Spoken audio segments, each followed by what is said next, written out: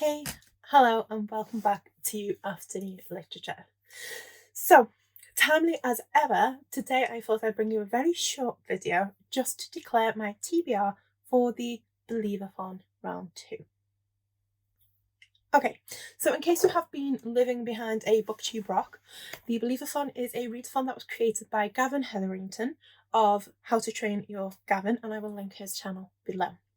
The readathon is designed to make you believe again in all the impossible or improbable things, basically to bring a bit of childhood magic back into everyone's lives. This is a middle grade inspired readathon, so all the books are designed to be children's middle grade novels. Middle grade, I would say anything that's kind of in the age category of like 9 to 12 or anything like that is kind of what you're going for here, and that's why I've based the majority of my selections on. Okay, so in this readathon, Gavin has created an entire journey for you to go on, and the idea is that you have been transported into this impossible world. Now, for me personally, the best thing about middle grade and these type of novels is the fact that it takes you on some kind of adventure. And so even though it may seem a bit extra, and it is, the wonderful work that Gavin has put in allows us to treat this readathon like we are going on an adventure of our own. Starting at the Poachers Pocket Inn, you are invited to sit down and have a drink of beer when someone comes up to you and gives you a magic lamp and 3 wishes. Now, the idea is that you have to read at least 2 books for this readathon, which happens to last 2 weeks. So it's a completely manageable readathon. However, there is the opportunity to read 5 books on the journey, or to kind of switch that up a little bit should you need to. So when you're handed the lamp, you're given the option basically of, I believe it is being able to skip 1 location on your path, which would reduce your book count to 4. Or you can transport to a different location on the map. So if you want to change your journey a little bit, you have that option to transport to somewhere else, which sounds very good. Or finally, you can head straight from the Poachers Pocket Inn to the Bookkeeper Stronghold, which is the final destination. And that means that you only have to do 2, so that if your timetable is limited, at least you only have to read the 2 books and can still be a very active part of this readathon.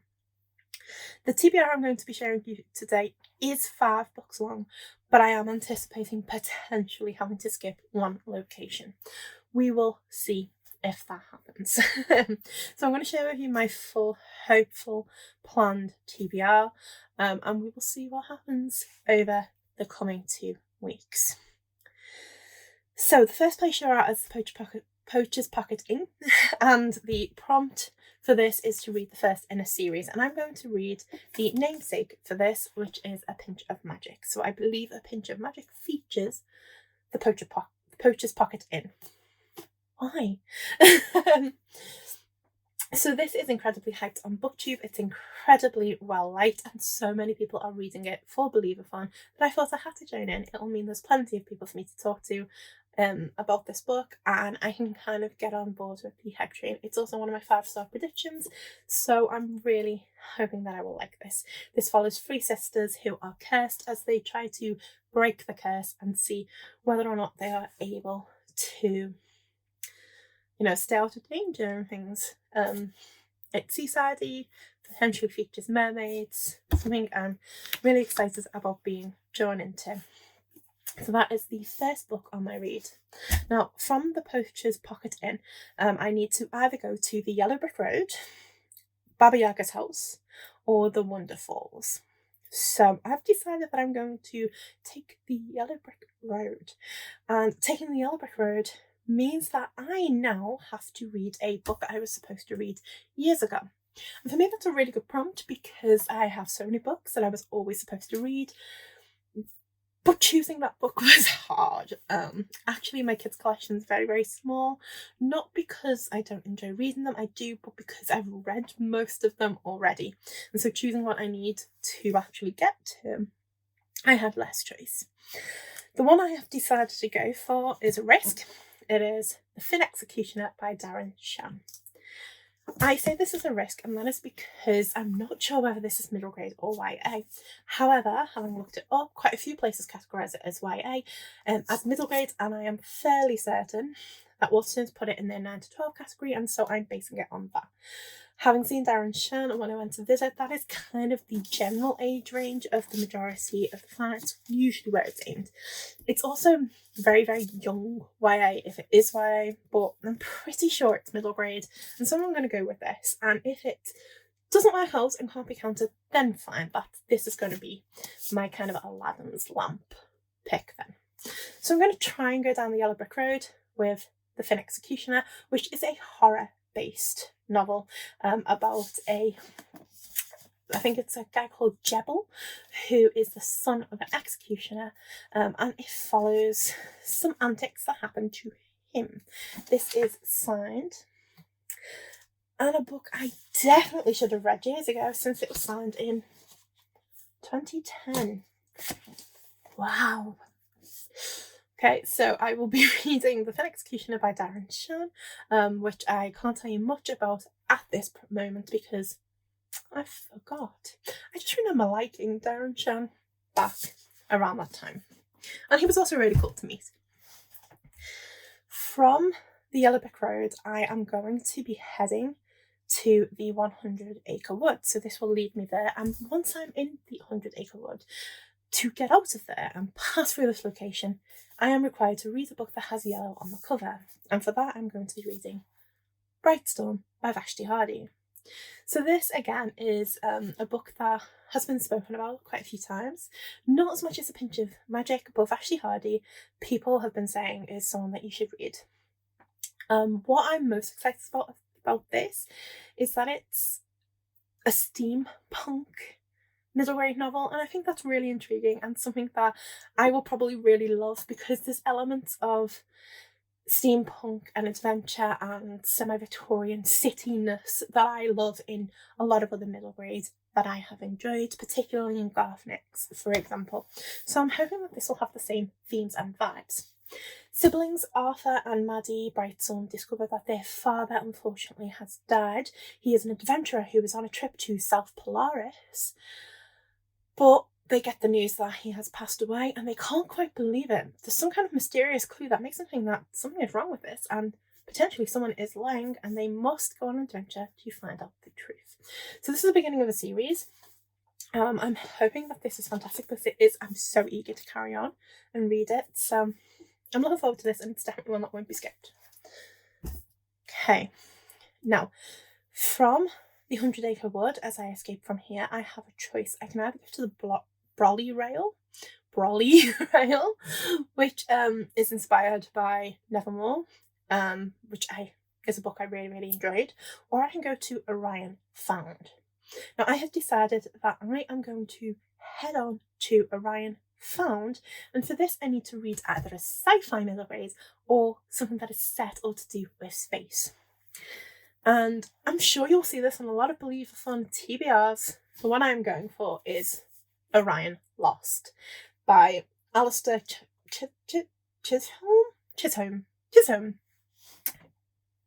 Don't care if I said that right or not. I tried.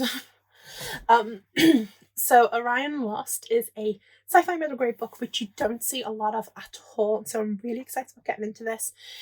It's about a group of young people who are lost in space, and they think things are going wrong and people are lying to them and nothing's quite like it seems. They're going to have to kind of rescue themselves out of this incredibly difficult situation, and try and figure out who they can actually trust, whether that be man or machine. So this is incredibly interesting. I'm really looking forward to this, and most importantly, it's also the middle grade monthly pick. And what I've loved most about this is I've found that with the middle grade monthly book club, you get to see something that I haven't done since university, but that I massively enjoy. You really, really get to talk about these books, these novels. They are middle grade here is treated with the respect that I think it really deserves. They go into detail about it, and we get to talk about the depth that is quite often featured in these books but overlooked. I always found that discussing books at university book can make them 10 times better and make you enjoy them so much more. And so having found BookTube in this community, it's a massive opportunity to do that, but in particular with Believathon and things like Middle Grade Monthly, it means I get to talk about one of my favourite age ranges and some of my favourite types of novels without people looking at me like, that's a kid's book and I haven't read that. So yeah, I'm really, really glad that this will be one we discuss. So I need to read this for both of my TBRs. Right, once I have finished Orion Lost, I then get to make my way to the Bookkeeper Stronghold, and this is the location that is inspired by Frostheart. And I really, really loved and enjoyed Frostheart. So the idea of going back to a second place is wonderful, but the second book isn't out just yet. So I have to find a different second in a series. Now, obviously, if you use the prompt to jump straight from the Poachers Pocket in to the Bookkeeper Stronghold, then you will only read the first in a series and then you can read the second in a series, and it's a perfect excuse to move on with those series. For me, I'm in two minds about what series I'm going to continue with. So, if A Pinch of Magic is as good as I hope it is, then for the Bookkeeper Stronghold, I will be reading A Sprinkle of Sorcery. I'm really, really enjoying just reading that series all at once. This is the second in the series, so I'm not going to say anything about it. I'm not going to read the back because I haven't read the first. But yes, if that's what it is, that's what I will be moving on to.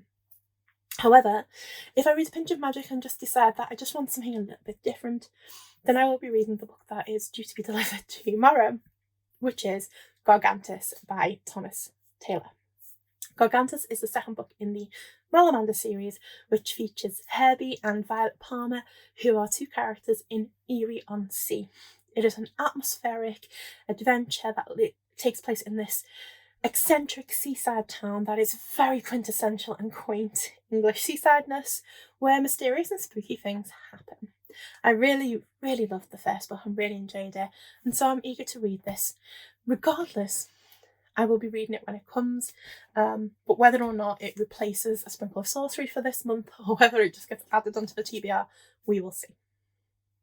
Okay, so that is a rattle-stop tour of my Believathon TBR, and I know I'm getting it up late today, but that's just because I was reading some other stuff in the way.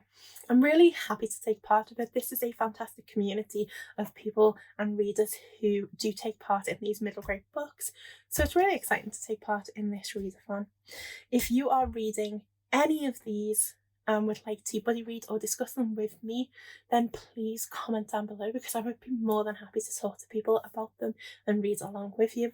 Otherwise, I will be posting updates on Twitter, and I will also be keeping a Believathon journal, not quite a vlog, but a journal of my reading progress, which you'll see at the end of the 2 weeks.